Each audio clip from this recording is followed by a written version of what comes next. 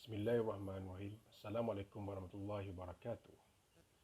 Saya Amizi bin Taib dari kumpulan AA Melaka bersama dengan sahabat yang lain iaitu Muhammad Nazrul Azim, Nurul Syafini dan Nur Mawaddah akan membentangkan untuk subjek pembangunan organisasi GMGM 343. Organisasi yang kami pilih ialah Agensi Keselamatan Sepadan Malaysia atau ringkasnya AKSEM.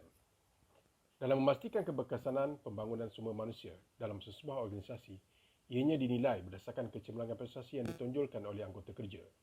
Ianya meliputi pencapaian sasaran yang ditetapkan sama ada dari segi kualiti perkhidmatan, prestasi disiplin dan kepuasan terhadap tugas yang diberikan. Bagi memastikan anggota kerja mencapai sasaran tersebut, adalah perlu bagi sebuah organisasi untuk melaksanakan penambahbaikan. Untuk tujuan tersebut, pendekatan yang dilihat paling efektif adalah menerusi pelaksanaan proses pembangunan organisasi. Kaedah diagnosis. Diagnosis yang dijalankan melibatkan di peringkat kumpulan dan peringkat individu. Tujuannya adalah untuk kumpulkan maklumat untuk proses diagnosis. Kaedah yang dilaksanakan adalah menerusi beberapa perkara, iaitu penelitian rekod organisasi, pemerhatian, perbincangan kumpulan sasaran. Pemilihan kaedah diagnosis penting untuk penganalisisan data yang dilaksanakan dengan lebih mudah. Oleh itu, kaedah kualitatif iaitu analisis kandungan dan analisis di lapangan dilaksanakan bagi mengenal pasti masalah yang berlaku. Ketika proses diagnosis dilakukan, beberapa isu telah dikenal pasti, antaranya berkaitan dengan pengurusan sumber manusia dan juga pengagihan tugas. Untuk mendapatkan penjelasan secara terperinci, perincian diagnosis mestilah disertakan dengan kaedah yang digunakan untuk menganalisis data yang dinyatakan, cadangan pelaksanaan intervensi, perubahan berdasarkan intervensi yang dijalankan serta jangkaan halangan yang berpotensi untuk dihadapi dan tindakan bagi mengatasi halangan tersebut turut diperincikan. Ini juga boleh dijadikan sebagai rujukan bagi mengatasi masalah yang berlaku. Seterusnya, input yang dinyatakan juga boleh digunakan bagi memantapkan pengurusan organisasi di AKSEM. Kaedah yang digunakan untuk menganalisis data.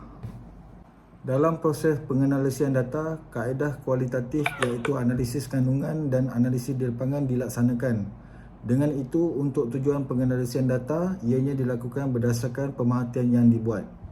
Selain itu, kaedah yang dijalankan adalah berdasarkan hasil temubual dengan pihak pengurusan organisasi. Ianya bertujuan untuk mengenal pasti keberkesanan anggota kerja dalam menjalankan tugas bagi memastikan matlamat organisasi tercapai. Hasil temubual yang dijalankan dengan pengarah Agensi Keselamatan Sepadan Malaysia, beliau menyatakan sangat berpuas hati dengan tahap prestasi setiap anggota dalam memeteras aktiviti penyeludupan. Dalam masa yang sama, keselamatan dan keamanan negara juga terpelihara. Untuk pelaksanaan intervensi yang berkesan, ia dapat dilihat berdasarkan diagnosis yang dijalankan. Sebagai contoh adalah pelaksanaan pengurusan latihan. Apabila kita bercakap mengenai latihan, sudah semestinya pihak tertinggi ataupun pihak yang bertanggungjawab boleh memberi penghargaan kepada para pekerja yang dilihat cemerlang. Okay. Intervensi perubahan yang dicadangkan serta pelaksanaannya. Pertamanya adalah pelaksanaan pengurusan latihan. Kedua, pelaksanaan pusingan kerja yang adil. Ketiga, keberkesanan peranan pemimpin. Bagaimana ia dilaksanakan?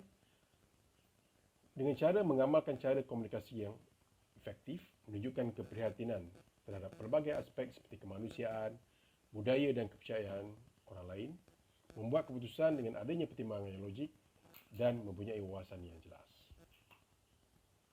Halangan-halangan perubahan yang dijangka dihadapi. Dalam melaksanakan perubahan untuk menambah baik organisasi, ia terbahagi kepada dua halangan, iaitu halangan individu dan halangan organisasi. Halangan individu ada tiga, iaitu keselamatan, kesesaan ditakut yang lama dan tabiat. Manakala halangan melalui organisasi pula, fokus perubahan yang terhad, ancaman terhadap perhubungan kuasa, ancaman terhadap pengagihan sumber dan perubahan struktur organisasi.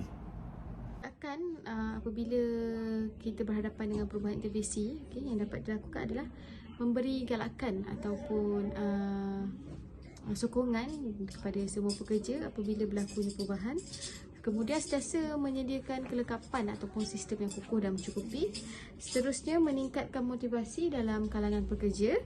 Dan akhir sekali adalah memanipulasi keadaan ke arah yang lebih positif. Dalam sudut perubahan ni pula, eloklah sekiranya pihak pengurusan mengadakan ataupun membuat win-win situation. Maksudnya kedua-dua belah pihak, sama ada pekerja ataupun orang atasan pegawai, dapat keuntungan yang sama. Sekian, terima kasih.